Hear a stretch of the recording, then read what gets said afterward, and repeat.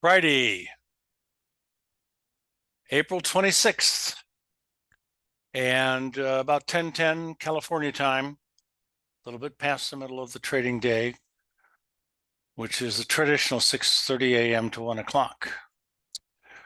We start out with the stock market indexes usually and go to the futures markets, and then occasionally to other topics. Now, yesterday we had a very sharp rally immediately after 1 o'clock California time, which means immediately after the normal closing for the usual stock market and stock indexes and stuff, but not for most futures and or futures electronic mini, for example, or E-mini stock indexes like the E-mini S&P 500, which we start out with. This one. June futures contract is following through a little bit stronger today. And now starting to get a little bit above that resistance area that it banged into yesterday. Whoops, didn't want to do that. And we did get a buy signal. ER signal is long. ER1 scalp did have a very small day trade loss, so I think 2 points, a little less for the E-mini, and that would be about 0.20 for the S&P SPY. But the ER1 overnight is long and last is high and last, and we're doing okay so far. But I don't have a lot of faith in this signal, unfortunately. The reason why is we have more resistance above the market. We're going to have to get up there, maybe stop a little bit a day or something at that resistance level, 51.66 for the E-mini S&P, and pull back and stay down and go down even more if I'm going to continue to watch for the support area, which is down here at 4,900 to, I believe, 4,800 to be tested, and I think be the final low of this intermediate term technical correction in a long-term bull market. So I'm not quite sure yet whether the low was actually sneaking up on me and I missed it on April 19th. No signals, not much indication it could turn around as aggressively as it has. Just a support area and a good bounce did happen. And then yesterday turns the tables to some extent. But again, I'm still a little bit waffling on this idea, so I'm not going to claim the market's bottom out yet. I know what to watch for. I know what to look for failures and successes and et ceteras. And I'll need to see a little bit more price action here before I get more adamant about being friendly or bullish, which I'm not, despite the fact that there was a signal yesterday. It didn't really have enough good things about it that I normally would see. The 1 minute chart shows our smart trailing yellow dotted stop has come up very quickly this morning, as you would expect. This is the overnight version of ER1. It bought it near the high yesterday when it created the bullish engulfing and is now a small profit. Next, Spider. Don't have the same engulfing, don't have anything that even looks quite like the E-mini because it traded for another hour after the Spider closed, and that hour is all the difference. Again, just immediately after 1 o'clock California time when the Spider closed, this chart closed, there was a very strong rally which did get above the high of Wednesday for the E-mini. The Spider had already closed, and that created the bullish engulfing. So we don't have it on the Spider. Another little problem. I don't remember the last time this happened. It's been a long time. Next, here is the Spider 10-minute chart. As you can see, it closed on strength, but it wasn't even unchanged. It was still lower on the day. And then when it opens at 6:30 this morning, it opens around the close of Wednesday and starts popping into new high ground, which, if you're looking at the E-mini chart, is just a little bit above yesterday's high. So there was way, way more rally in the last hour after 1 o'clock when this closed yesterday for the spider. Okay, same kind of a problem on the QQQs. And here we are. No reversal, just simply a close near the high, 1 o'clock. And then the continuation on the NASDAQ futures contract did create a signal. You'll see it in a moment.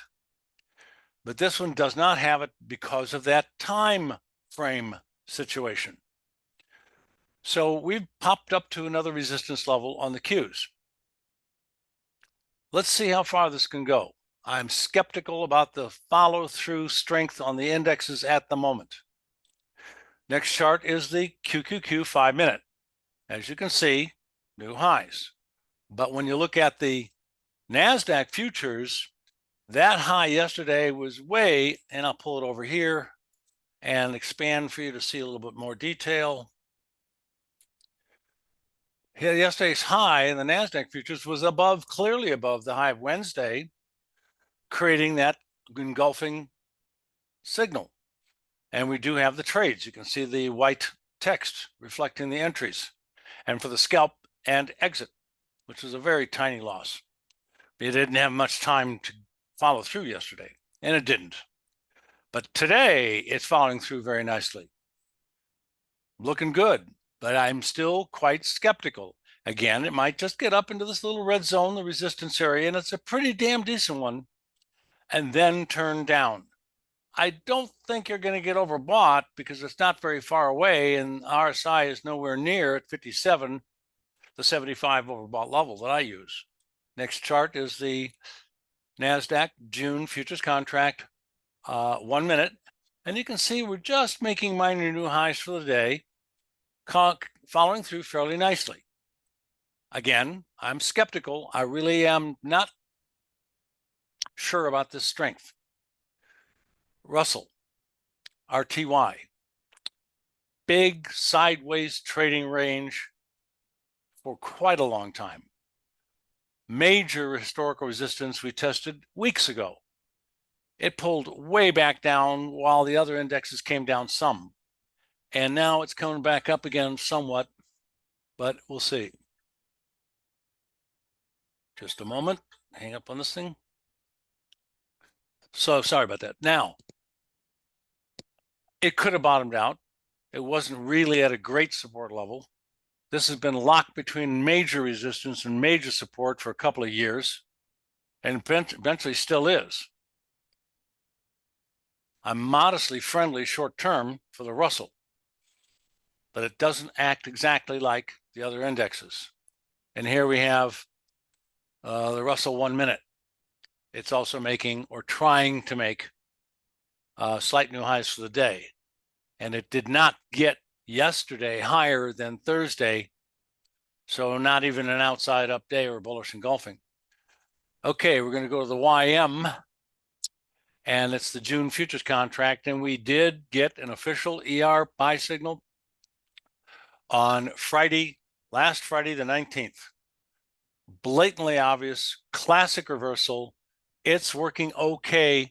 But again, even though it's the bottom of the market, which is great, and we also got the high of the market, which is great, I am skeptical about the signal because of my experience. And it's got problems when it gets around the high of this week, which I think is possible, but I'm just not liking this rally at the moment. Next, and you got the 1 minute, same story. How about bonds? All right.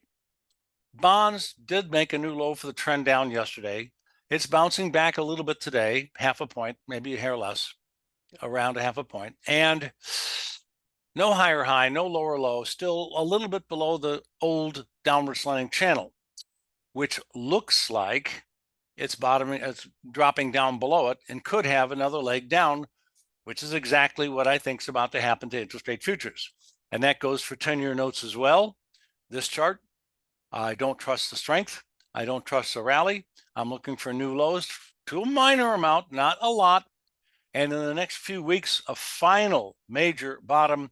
And I do think it's coming relatively soon, not multiple months from now, but within a month maybe. for interest rate futures and stock market indexes, but I think the stock market indexes could get into one more new low for this last few months. The crude, a little bit of strength here. I am now going to talk about the possibility of this being a high day, a top, and there's a slim chance I need to start to see it starting to go back down some, that this could be a shoulder over here, and that's around March 19th. The head of the formation, I'll give it the middle of the dumb thing. There's a couple of days earlier, a couple of days later, but it's a minor double top, and it's around April 10th. So what have you got for the first shoulder? March 19th, April 10th. And now we got, I'm sorry, not March, April, yeah, that's right, April 10th. And now April 26th. Eyeballing it, it looks to me like the timing is about right for this to be the time for a rally high, a last shoulder high, and for everything to turn down. I got to see it start. It's an educated guess. Otherwise, the trend is up. I hate to say that, but petroleum has bounced out of a support area, crude oil, and is now maintaining prices above the support area. And if this is not a last shoulder, it's going to start the next day or two to make new highs again and keep on going. I'm basically bullish, but a little skeptical at the moment because of the possibilities of a top. Next, not the case whatsoever for natural gas. Keeps on going down. We have another new low today. We are low and last for a long period of time. This is a bear market in progress, but you might notice that since about February 19th, the downside momentum has slowed. So we might, in the next weeks to come, be building some sort of bottom, but I'm bearish. Next, gold. A little pop back up again here, but I do think the gold market stands a pretty good chance of starting to slip again to minor new lows. Looking for a downside retracement to approximately 22.27. Maybe even lower. Next, silver. Same kind of comment, looking for a downside retracement probably to about 26.260 or 26.280. And I don't trust the strength. It's been a very slow minor bounce for a couple of days after a significant downside breakout from a blow-off type of top activity. So modestly bearish here. Platinum. Well, it's already done what I think gold and silver are about to do. And platinum just plain broke out to the downside after a blow-off top in resistance, another added bearish feature, at very significant overbought levels, and just plain turned around and headed down. I think it went down for 1, 2, 3, 4, 5, 6, 7, 8, 9 days in a row, closing lower, I think, every day, single day for 9 days. Down into support, down into oversold conditions for the first time yesterday, and look what we're doing. We're bouncing today. So I think we have a chance to start to move our way back up again a little bit in platinum. Copper. Another new high. Just won't quit. This is Friday, so there might be some profit taking before the weekend. Otherwise, it's not a 3-day weekend. Nothing special about it. I don't see it topping out yet, but I expect it to do so very soon. I'm thinking next week. Don't jump the gun. Let's try to get a sell signal out of this or some confirmation it's rolled over. We got soybeans, grains, soybeans, bean oil, and bean meal, and corn and wheat. Now, a huge support area is still holding with a double bottom, and the second low is a bearish a bullish ER buy signal, and that happened, let me rescale, just on the 19th, last Friday. So far, the bottom and the second low and a double bottom in the support area and oversold conditions. So I like it. It went up for 3 days to Wednesday, dropped a little bit more yesterday, closed fairly steady. And today is a very minor amount, a little bit lower. I think it's about to bust through to the upside above 1191 and start to rally more. I'm expecting a challenge of 1226. Next, oil. We have a possible, very large, making me a little bit skeptical about the pattern, head and shoulder bottom possibility. The first shoulder is in the area of July of 22. The head of the formation is the end of May of 23. And the last shoulder low should be in the process of finishing and starting to head north in the last week or so. We need more strength. I need to see minor new highs above 4614. Yep, 4614 on a closing basis very soon, hopefully in the next few days of trading. And then I'll be a little bit more confident. But right now, what we've got is a major support area, turning it back up again at the right time and about the right price for the last shoulder on the head and shoulder. This one's a big one. We'll see what happens to it. I'm skeptical because it's so damn big. You usually don't see them 2 years in the forming. Head and shoulder tops and bottoms are normally a month or 2 or 3 for small to medium, 6 months, maybe a year for fairly big ones. Now, meal has already bottomed out. We caught the exact low day in soybean meal also. And it is making new highs, did make new highs since we bought it, got the signal rather, and had ER buy signals. This little dip we're having right now is starting to get back to support. I think it's going to hold and turn around and go back up again. So it's looking one of the best of the grains.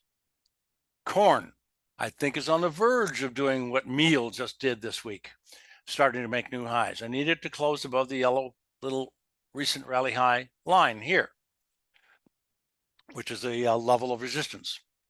Looks like it's going to be able to do it, if not today, but maybe early next week. And we did get a signal on the exact low day.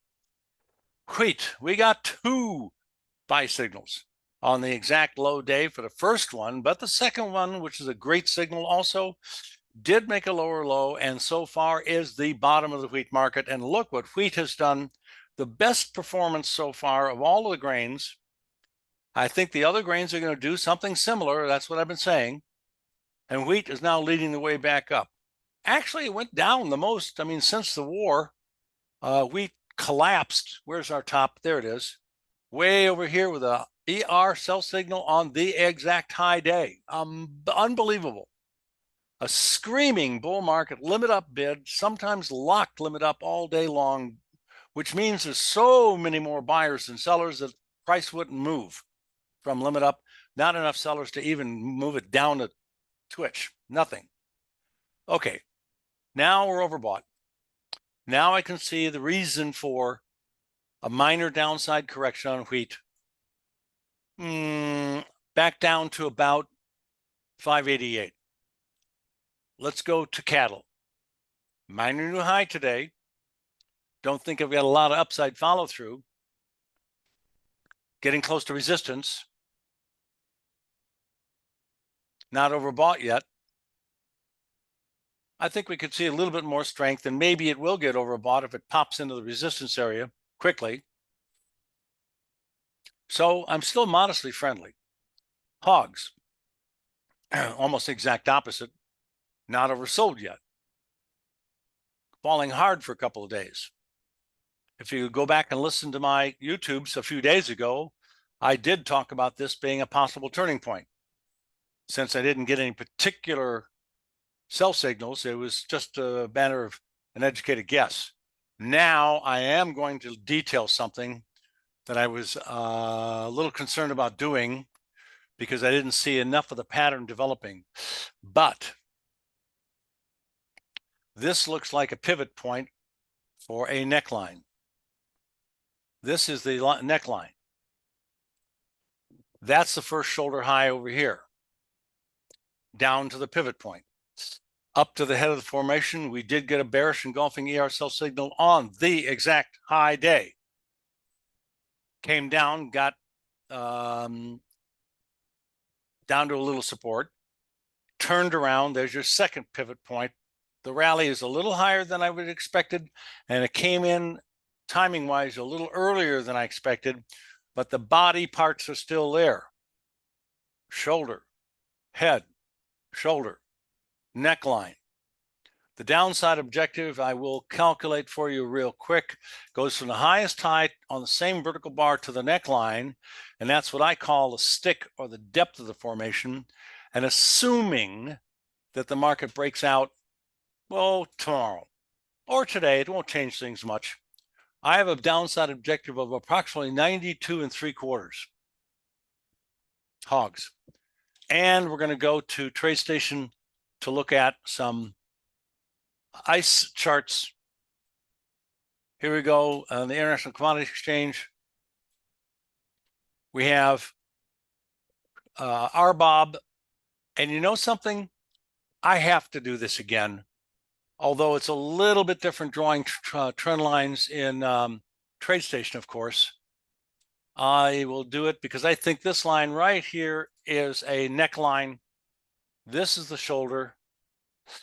This is the head of the formation, and maybe this is the shoulder. It's the right time. It's the right price. All I have to have is for it start to go down. Then I'll be looking for sell signals, breakouts, etc., etc. Our minimum downside objective should be approximately somewhere around here.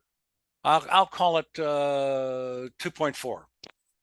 I will refine that to a much accurate prediction once we start slipping, and then I'm a little more likely to say this is a head and shoulder top. I'm not sure yet, but I love head and shoulders. I've seen thousands of them in 52 years. So this is how the last shoulder starts. Coffee, blow off top, came out of overbought, dropped down, popped back a little, classic, starting to go down again. I'm looking for a move down to approximately 200. Could be even lower than that.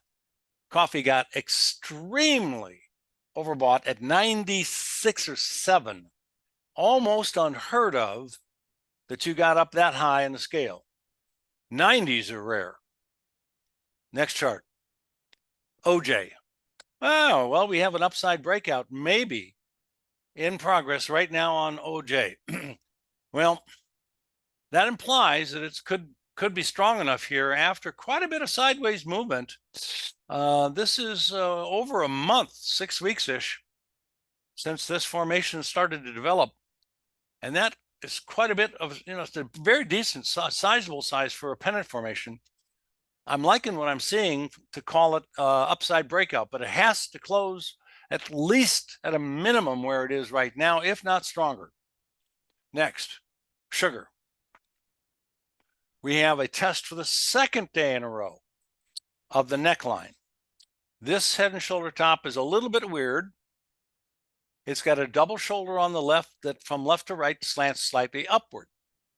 You got a rounding or a flat-ish top formation. The head of the formation started about here. That would be September, I could say September 15th to right about there, November 22nd. So the middle is about right there, which is the highest high almost. So that's the head. And the right side is symmetrical with the left side. The ties slant downward slightly, which is what you want. And now we went down to the neckline, which you could have started to draw way back around the end of December, bounced off of it last week, and bounced off of it yesterday. And so far today, we're sitting right on the line. It'd be nice on a Friday if we closed, that's also a weekly close, below the neckline. And all it has to do is drop real quick here before the close and stay down there. If that does happen either today or next week, within this downside objective is still going to be right in the area of 13 1/4, 30, whatever. So watch for the head and shoulder top breakout to the downside in sugar. Now we've got cocoa.